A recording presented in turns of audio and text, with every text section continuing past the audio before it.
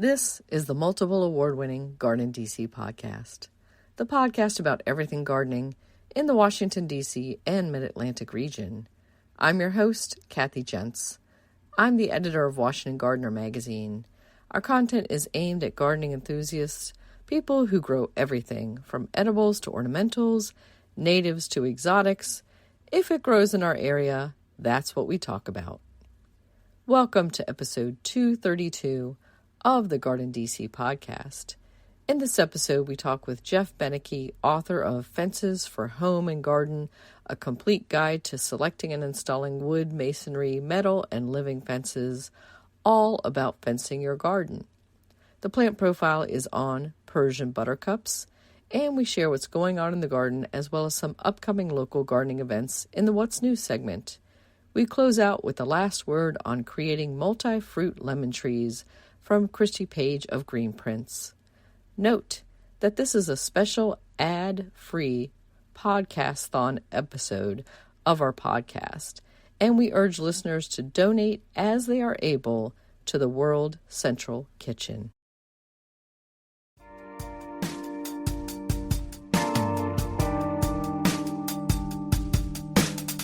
This episode, we're joined by Jeff Beneke. He is a building editor and home improvement expert who has a brand new book out called Fences for Home and Garden. Welcome, Jeff. Hi, Kathy. Thanks for having me. Great to have you, Jeff.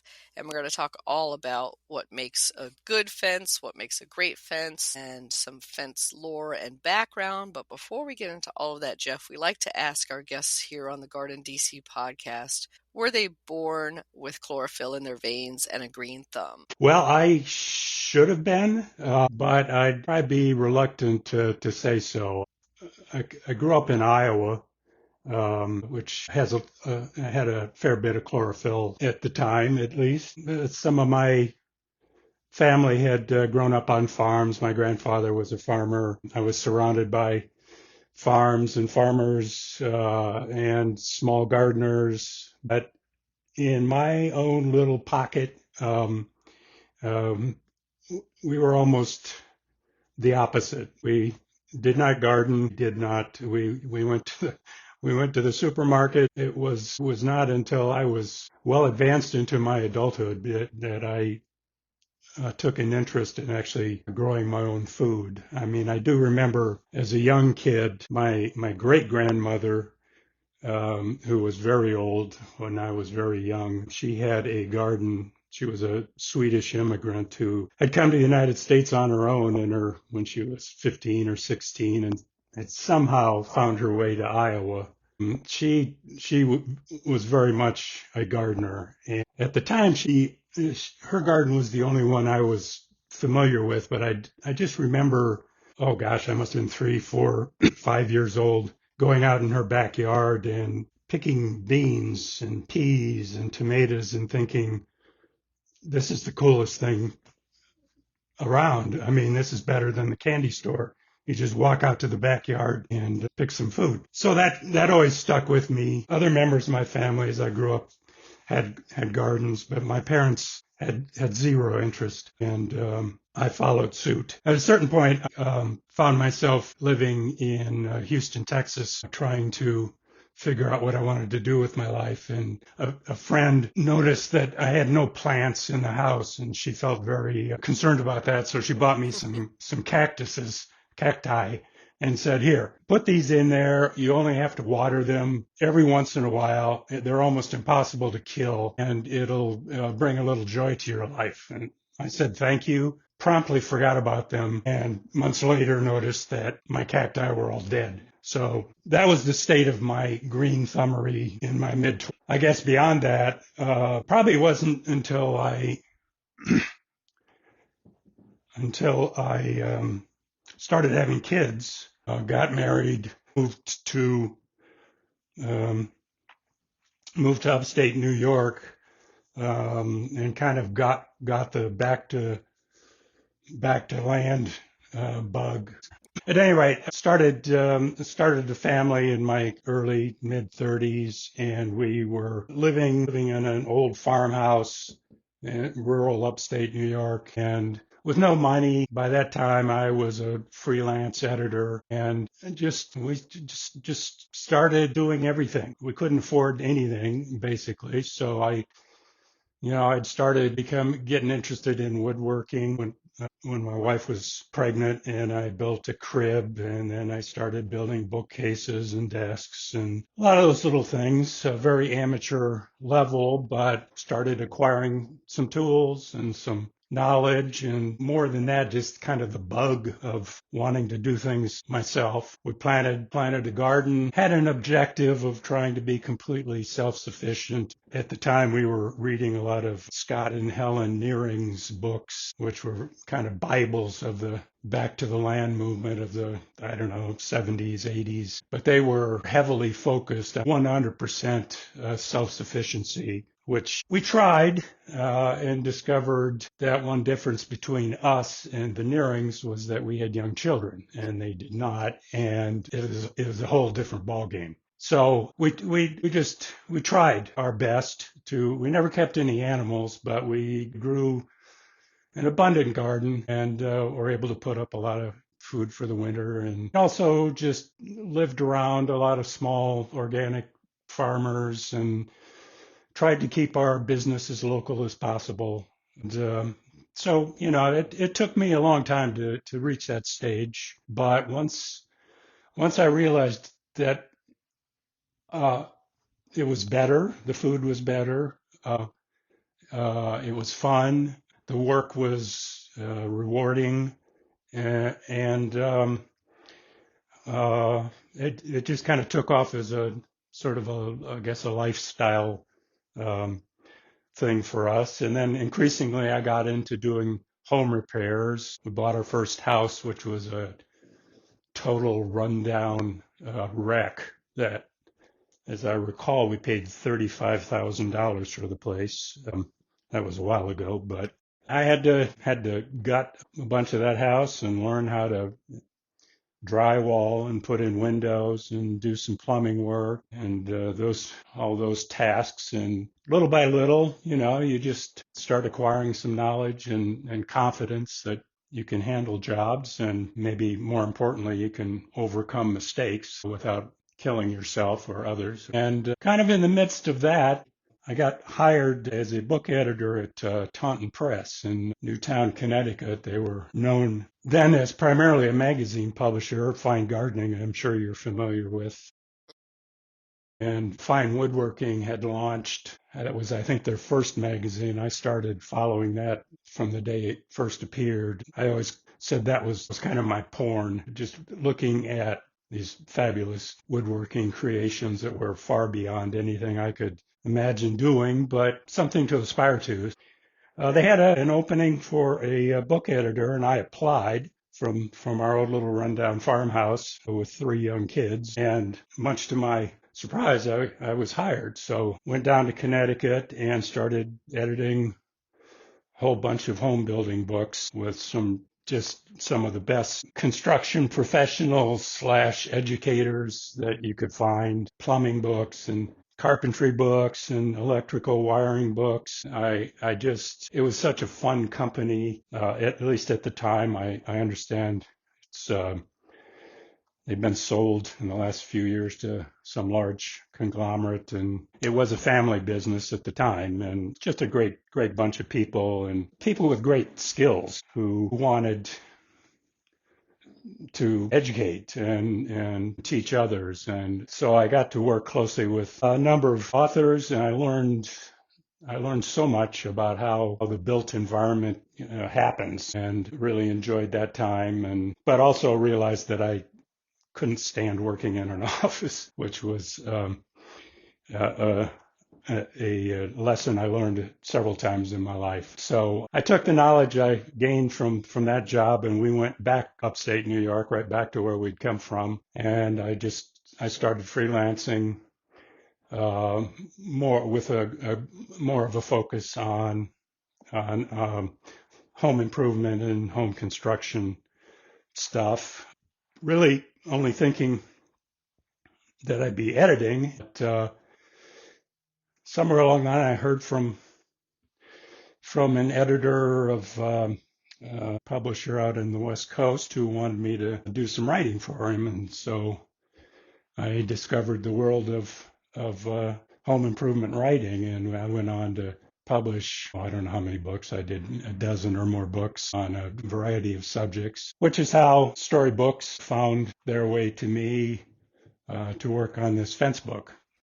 Uh, that's what got me there. Great. And are you currently gardening, and where is that, if you can briefly describe for our listeners the growing zone and conditions? Well, we're living in Western North Carolina in the Asheville area, and I've got a really long story about that, but I'll try and condense it.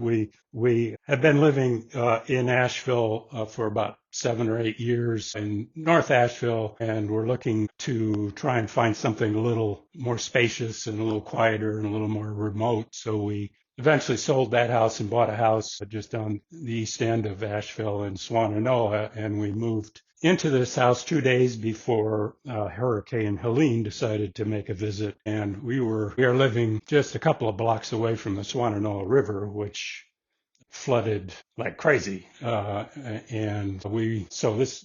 is just 4 or 5 months ago. So that was our introduction into our new house. And we spent the first couple of months without running water, and we didn't have power, didn't have internet, and bridges were washed out all around. It was a difficult transition.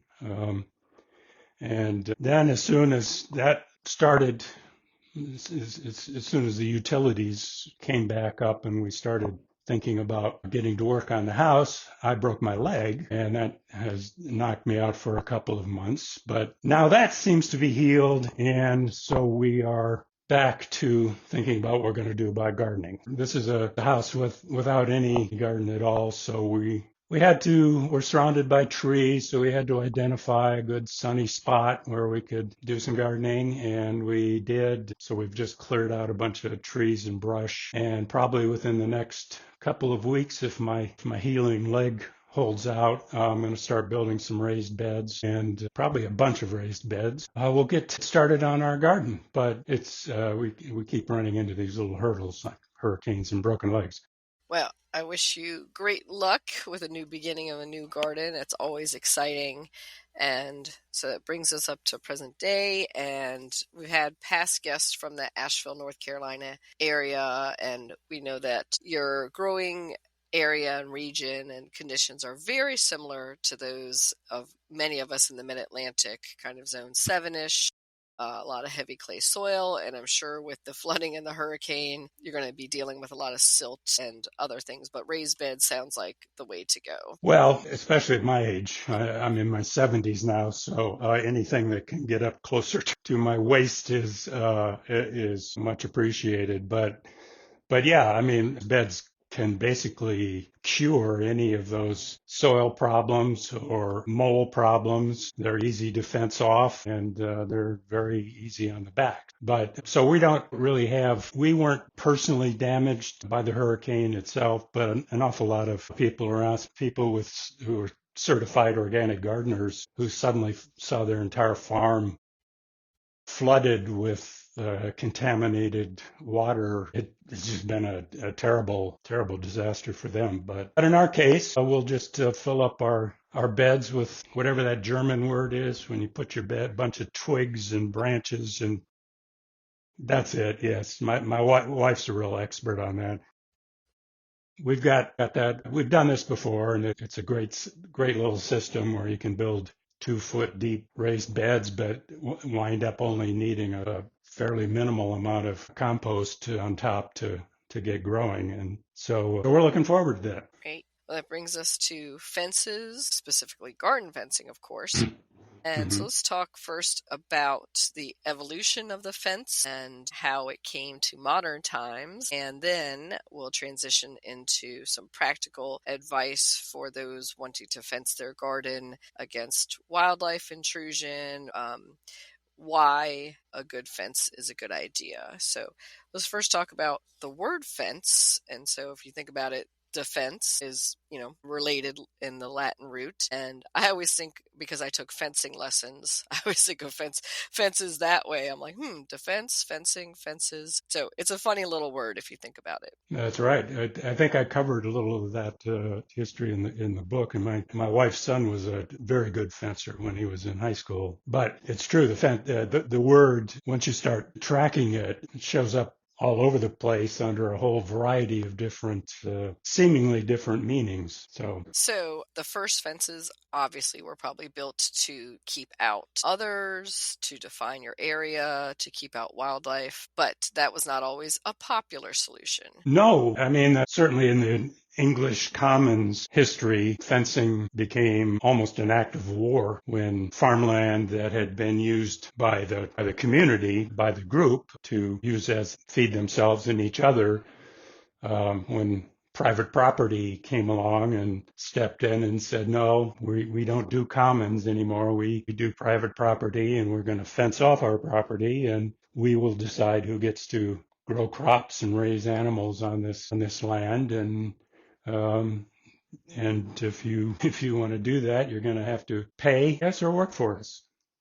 So that was probably some of the earlier fencing, obviously more agricultural purposes later when farming practices began and the era of nomadic living started ending and people were settling down and raising animals and growing crops in one area. And the idea of being able to fence off an area to identify it as your own and either keep animals in that you wanted kept in or keep the other ones out who wanted to get in. It became a new thing that I think is something that people are still trying to figure out the best practices for. In your book, you note there are some hedge wars going on, both in the Hamptons or Long Island and over in England as well. People using hedging for fencing and getting either tall or unkempt, or just creating these kind of like long, narrow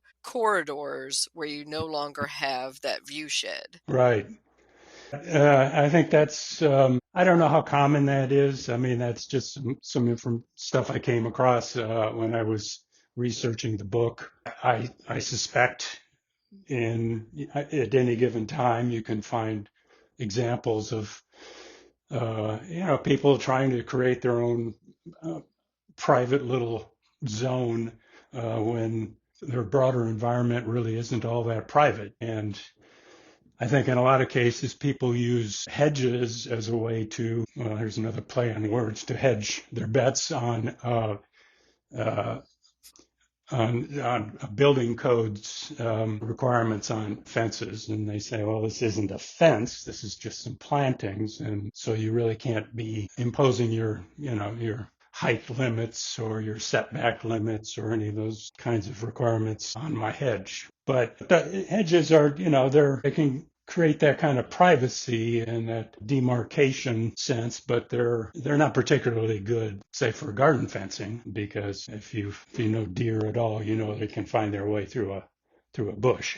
And I think that's a lot of the reason a gardener might fence in their garden, or at least a section of their garden, is deer, groundhogs, rabbits, other wildlife that might want to eat your vegetables or your more expensive ornamental plants. And so let's talk about what type of fencing would be best for wildlife exclusion. Well, sometimes it depends on what you're dealing with. I mean, some of the most successful gardens I've had no fencing at all.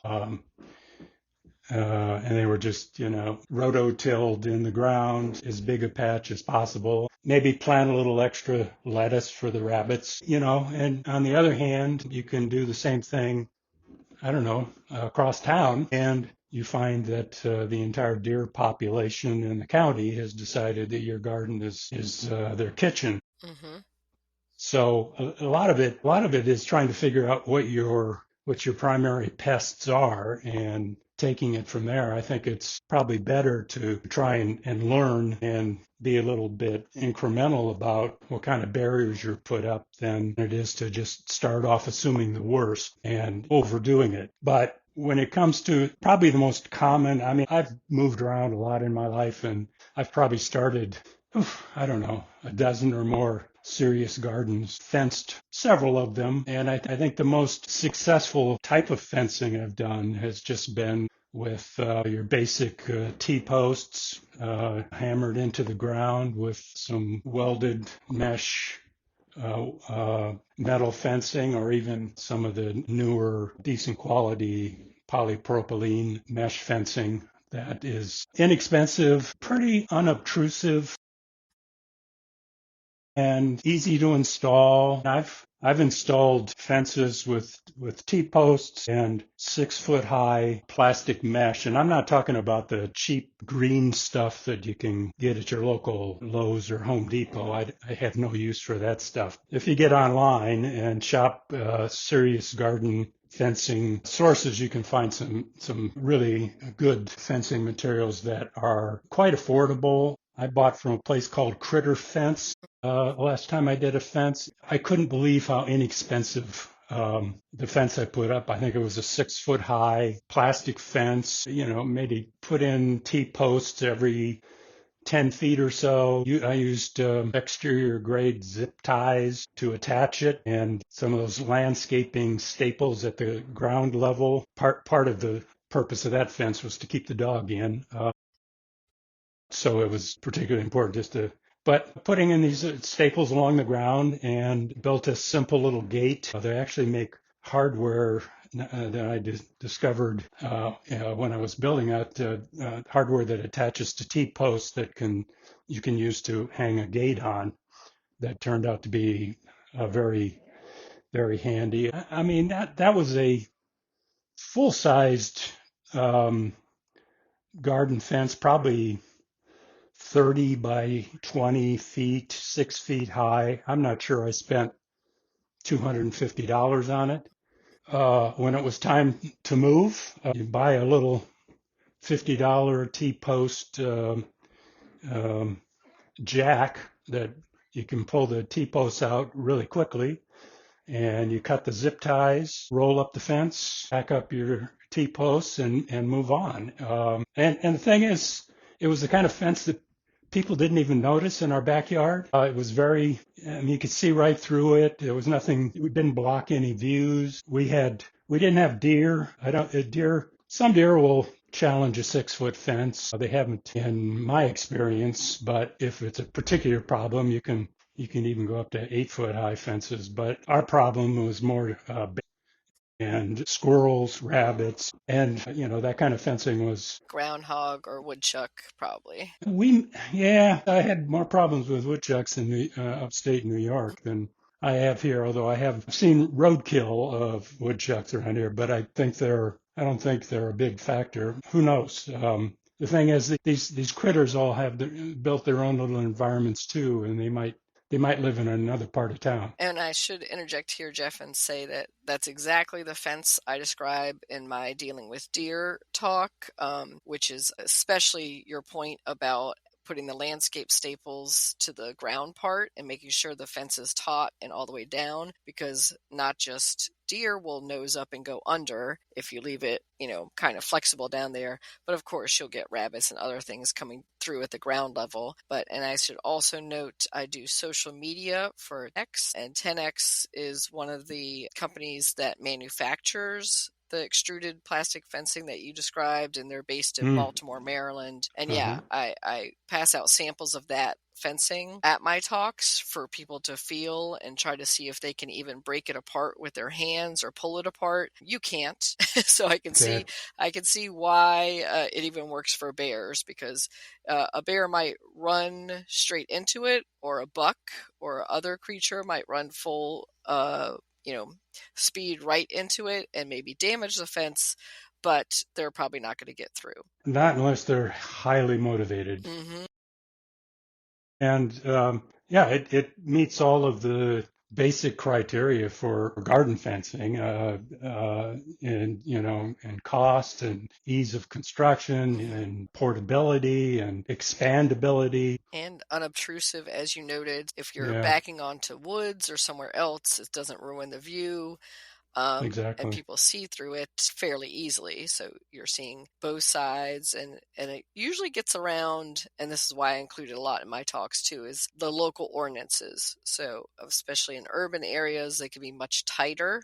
It might be a 5-foot height limit, and that's not going to keep deer out. But that would be for a solid fence, what they're talking about in those ordinances. But even I've never run. I don't think I've ever run into a 5-foot thing, which isn't to say they don't exist. But another option for deer is if you can't go high enough to keep them out, then you think about their landing zone, and you make a very uncomfortable looking landing spot, even if it's a 4-foot fence. If you've got some, I don't know, some stickly bushes or just some kind of mess on the other side of the fence where the deer would be landing when they jumped over, they're going to be very reluctant to do that. They like to have a nice clear landing zone before they launch themselves. Very true. They like to be able to see where they're going to land. Yeah. And I've also advised to use like those round stones that you might use for a dry creek bed, cobblestone-like things. Anything with hooves doesn't like that. Right. Exactly. Yeah. So let's turn now to some more of the beautiful fencing we can do for our gardening. So it might be for decorative purposes, it might be to define different garden rooms in the landscape, or just to add beauty. And I think a lot of reasons why a gardener might put in a fence is to create that backdrop for their ornamental garden vision. I think that's more of the urban gardening experience.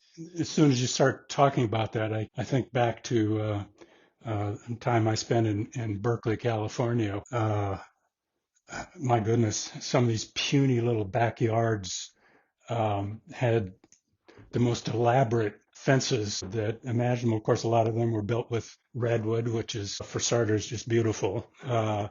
And the fences themselves became basically walls that could be decorated in any number of ways. And yeah, that's a very different experience, although at the end of the day, you're still very often trying to define a space where you can grow some vegetables or some flowers. But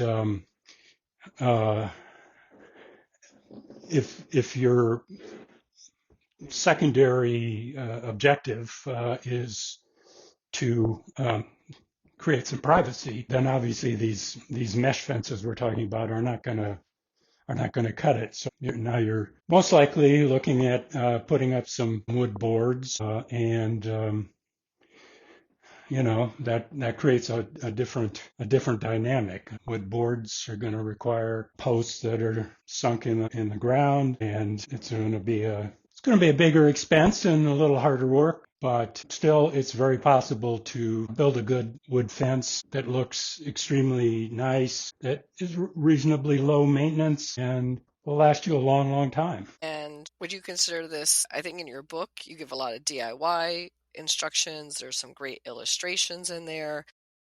It's really, I think, a 2-person project more than a 1-person. And what wood materials do you think are best these days? Because wood is getting, as you know, Jeff, really expensive. As is everything else. A lot of which woods are best really often depends on where you live. If you're in California, redwood and western red cedar are extremely good, reasonably affordable products that are great outdoors. Elsewhere, I think sometimes you take your chances. I built raised beds out of common 2x10s from the lumber yard, untreated, just because I didn't have the money and I didn't know that I was building for a long period of time. I've just thrown those just on top of the ground and filled them up and planted a garden, and only to discover many years later that crappy construction lumber is still doing just fine. A lot of it is kind of a crapshoot. In my case, if I'm building a wood fence, I'm going to be using pressure treated posts buried in the ground with or without concrete. I think I give some examples in the book of how you can avoid using concrete. I don't know that it's all that necessary if you take the right steps and kind of combined tamping some dirt and some gravel around the post and make sure it's nice and straight. But I'm gonna use pressure treated lumber for that. But anything else that, for example, I'm in the process, as I told you, planning some raised beds for our new house, and I live right near a sawmill, and I think I'll probably wind up buying some rough lumber, maybe white pine, which can be pretty good outside. But still, I'm going to line the ground level with pressure treated wood because it's going to last longer. And there's still a lot of misunderstanding about pressure treated wood. The stuff back when I started doing this work, the pressure treated wood was called CCA. That was the treatment formula, and the A in there was arsenic. And it turned out a lot of gardeners felt a little reluctant to surround their nice vegetable gardens with arsenic laced wood. But they changed that formulation, and I I haven't seen any evidence, not that I'm looking all that closely, but I think I would have heard by now. I haven't seen any evidence that newer formulation is leaching any kind of harmful ingredient into gardens. Still, even at that, I think I'd uh, probably try and avoid it as much as possible. Just think about the ground contact. Ground contact is where your problems are going to be. If you ever look at a fence post, or even a post holding up a mailbox or something like that, the weak spot is always going to be right at the ground level. The stuff that's buried and the stuff that's above ground looks solid, but that area right at the ground that's wet sometimes and dry sometimes, that's where the wood rots. And so you want to take special care to make that area as long lasting as possible. And then above that, I mean, really, I think you can probably get by with some pretty standard lumber products. I mean, your Lowe's, Home Depot sell these dog-eared panels that are really poorly constructed and really don't hold up very well. I would advise anyone to stay away from those. I think if you follow some of the basic post and rail advice I give in the book, which is nothing unique to me. It's pretty standard fence building procedures, and you just get your posts put in solidly, and you put on some rails properly, and use nothing but exterior grade fasteners. Depending on the wood you use, put on some kind of exterior finish. You can stain it or not, or just something clear, and maybe reapply that finish every few years, like you would a deck finish, for example. You should be good for a long, long time. I don't know how many people are building gardens that they intend to be utilizing 10 years from now, but I think if they're anything like me, that's probably a long shot, although I continue to try to build things that are going to last a long time. I think, learning these skills, learning how to grow your own food, I think are just becoming really important, not just from a, standpoint of just something you do around the house, but, you look at our food supply and it's just getting increasingly troublesome. The United States now is importing more food that we consume than is being grown in the country, which is just a kind of mind-boggling to. Yeah. Well, I agree with you, Jeff, that these are important skills to learn, at least to know how to do. And I really appreciate in your book, towards the back, you have mending decayed posts, because I agree that Yeah. that's where the problem is in a lot of fences, a rotted old post, and then that starts to go, then the whole fence line starts to go.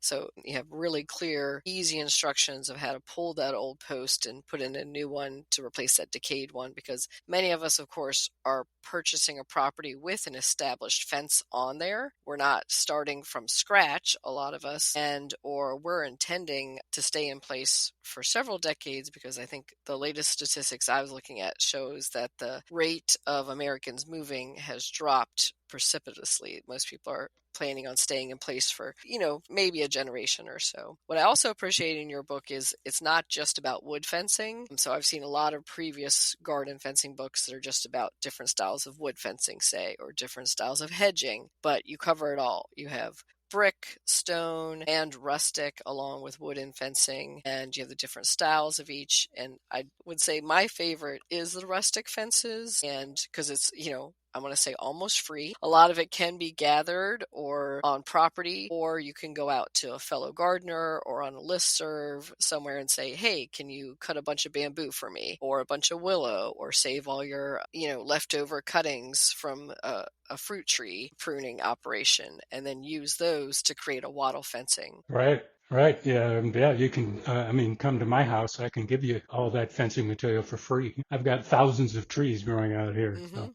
Yeah, so much of it we're shipping out, and as you said, with the hugelkultur beds before, you can reuse it that way. But a lot of us are making twig piles, and if you think about it, that twig pile could be stood up horizontally, shoved into the ground, and make at least a temporary fencing around, say, a compost pile or something else. Right. It doesn't have to be expensive, and it doesn't have to be complicated. I mean, most of the ways we build fences now are fairly recent in human history. A lot of these older methods that maybe required a little more work have been around for centuries, millennia, and somehow people have gotten by just fine. And if it's just meant to be a visual boundary, say, versus keeping the dog in the yard type of fencing, that can be a little bit of a looser style. Mm-hmm. For sure. Yeah.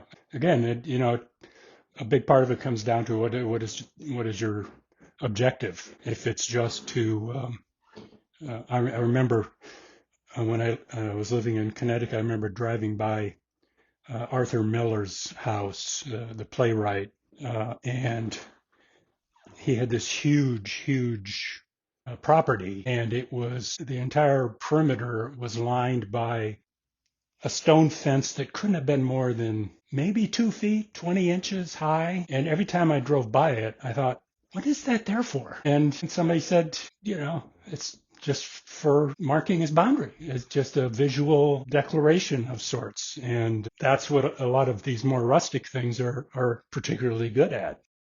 You can just get some tree posts and line up a little boundary for your property, or even a part of your property. And, sometimes the visual element is enough it's not going to keep the animals away, but it might, discourage kids from running through the yard, or, just maybe define areas with separate activities. Mm-hmm.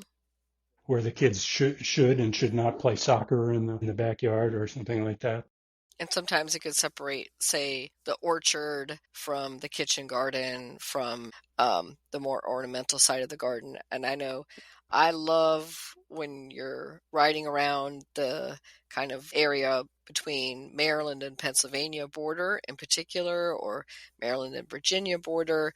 There's some great dry stacked stone fencing lines that have been there some for centuries or more, and I'm just so envious of some of those.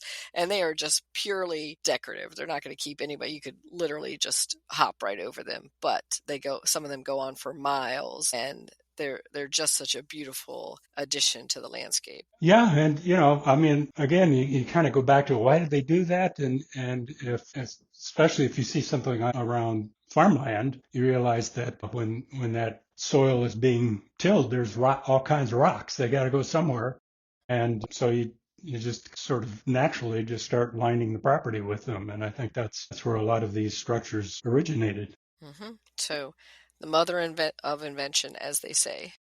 Yes. So I think we should close out and what you talk about in the book a little bit about that famous quote about fencing from Robert Frost. And it's always attributed to him in the positive way. So good fences make good neighbors. And you have your own take on that. Yes. Well, I'm trying to remember. I just read a review. There's a new biography of Robert Frost that was just published, and I read a review of it yesterday. And it reminded me of that story a little bit, in that this was a guy who kind of played around with created some tension, and then, had a punchline later. But I mean, the point of mending fences and good fences make good neighbors is really not so much that, you need fencing to create a good neighborhood or good relations with your neighbors, but that you need to, for one thing, communicate with your neighbor about any kind of fencing you might be considering, and try and come to an understanding of the function of it and the purpose of it. There's no guarantee. Putting up a fence can anger your neighbor, or it can please them. I've dealt with both of those circumstances. There's nothing to me more almost insulting than a neighbor coming along and putting up a big solid fence without any conversation, and suddenly it's almost like, somebody putting up a skyscraper next door. I mean, it's like your entire environment is suddenly altered, and you never had any chance to talk about it. Granted, they got their permits, it's their property, blah, blah, blah. But, I mean, if you treat neighborhoods like, in a neighborly way, like everything that happens in this neighborhood affects each of us in some way, and try to work forward that way, rather than this is my property and I'll do whatever the heck I want to with it, I think you can make for a much more soothing living environment. Agreed, Jeff. Very wise words. So how can our listeners contact you to find out more? Well, probably the best way to contact me would be, for the moment, would be an email. And my email address is birdsmouth, BIRDSMOUTH @PM. Great. Well, thank you, Jeff, and thank you for sharing your thoughts on fencing and your experiences. Any final thoughts on fences for our listeners? Don't be afraid. I've spent an entire life learning new skills and trying to understand how everything works. And I find myself in my 70s in a situation where if something breaks, I don't have to panic. I don't have to worry about finding some contractor to come and fix a leak, or to repair a broken fence, or I don't have to worry about a grocery store closing if I've got some tomatoes growing in my garden. You have the opportunity to kind of take charge of some of the things that you have control over. And I think it's just a good way to live, to figure out how the things that affect your daily life really function, and learn how you can control them yourself. I think it's a good way to live. Takes a lot of the stressors out, and also keeps you busy. True. Thank you, Jeff. Well, thank you, Kathy. It's nice talking to you.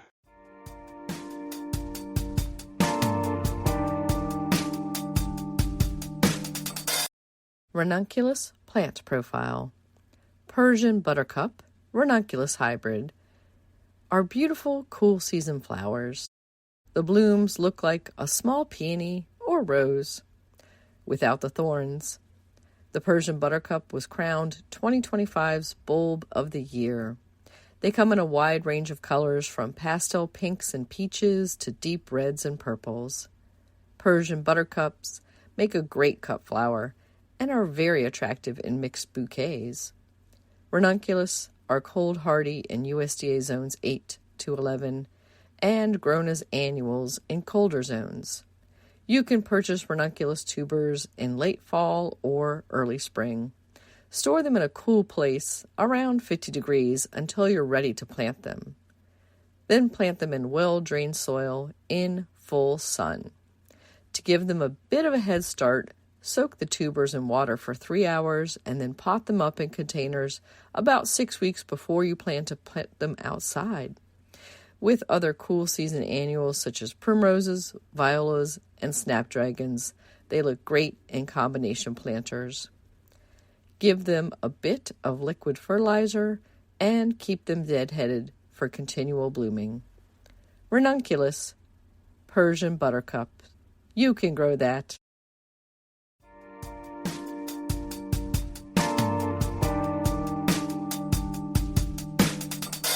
What's new in the garden this week?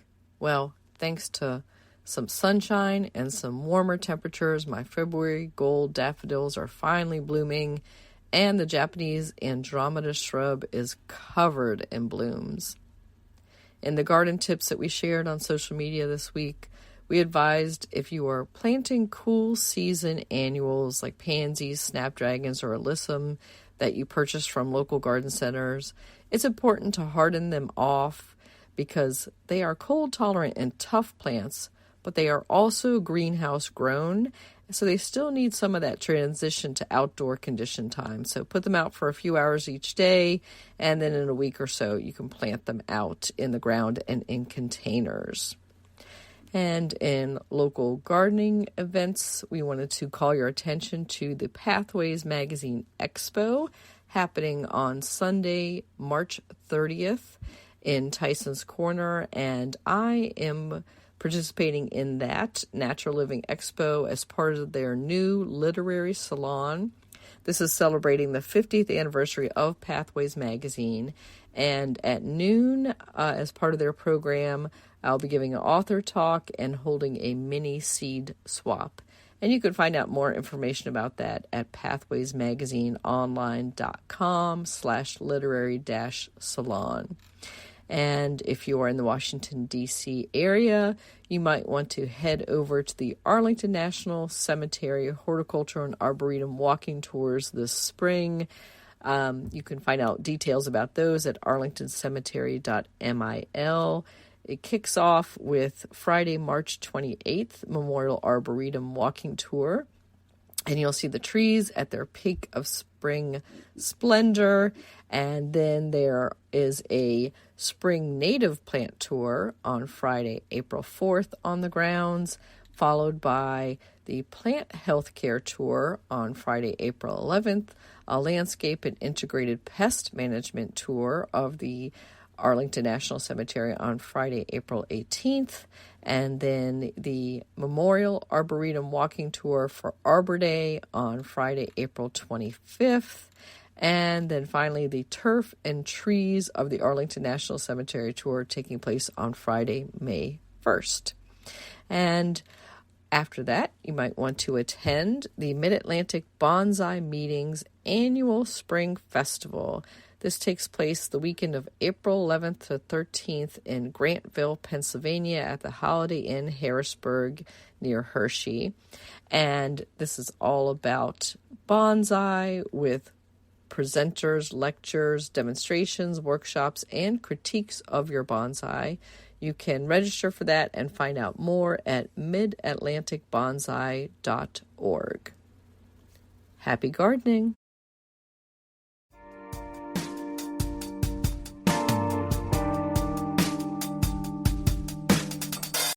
This is The Last Word by Christy Page at Food Gardening Network with Creating Multi-Fruit Lemon Trees in Your Backyard with Citrus Grafting, an article by Amanda MacArthur. Let me tell you about one of the most magical things we can do in gardening, creating a single tree that produces multiple types of citrus fruits. As someone who's spent countless hours grafting, I still get excited every time I see a successful graft take hold. There's something absolutely wonderful about stepping into your garden and harvesting lemons, limes, and oranges from the same tree. It's like having your own little citrus wonderland. Here's something cool that most people don't know. When we graft citrus trees, we're essentially creating a botanical chimera, a single living organism made up of genetically distinct tissues living in harmony. The rootstock and the scion maintain their own genetic identity while working together, sharing water and nutrients through their vascular systems. Now, grafting is basically like botanical surgery. We're taking two different plants and joining them together to create something new. The rootstock, our base plant, is like the foundation of a house. It provides everything the tree needs from the ground up. The scion, the part we attach, is the architect that decides what kind of fruit we'll get. Choosing your rootstock, the foundation of your multi-fruit dream. I tapped into my Florida gardening friends to get their experience with different rootstocks. Like all fruit plants, each one has its own personality and quirks. The flying dragon trifoliate orange. This is a favorite for small containers in small spaces. Carrizo citrage. Think of this one as the sturdy workhorse of the citrus world. Sour orange. Here's a fun bit of history. This was the standard rootstock in Florida until the 1950s.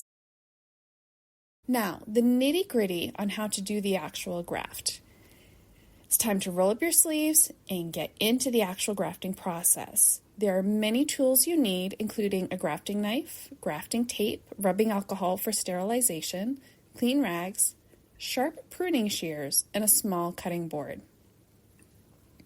The step-by-step process: you need to prepare your work area, prepare the rootstock, make the T-cut, prepare your scion bud, insert the bud, wrap the new bud, and then you wait.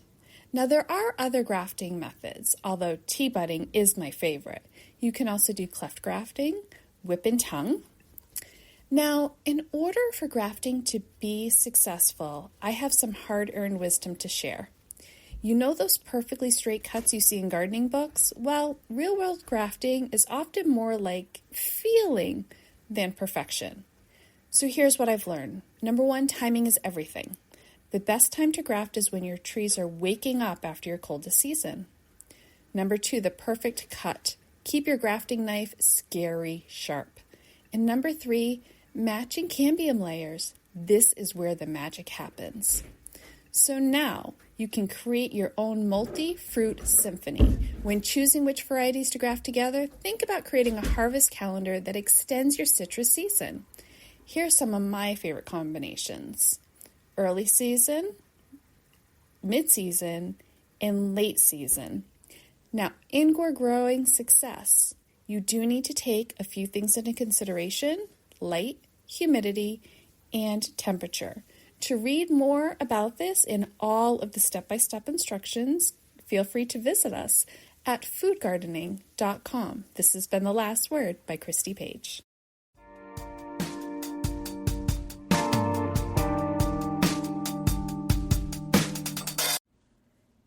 Thank you for listening to GardenDC. You can become a listener supporter for as little as 99 cents a month by going to the supporter link in our show notes, or directly to podcasters.spotify.com/pod/show/GardenDC/support. Another way to support this podcast is to subscribe to our monthly digital publication, Washington Gardener Magazine. To do so, go to WashingtonGardener.com or WashingtonGardener.blogspot.com. You can find Washington Gardener on social media at WDC Gardener on Twitter or X, Instagram, and Pinterest, and on Facebook at Washington Gardener Magazine. And be sure to leave us a 5-star review on your favorite podcast platform. Please take a minute to share us on social media with #GardenDC so other gardeners can find us too.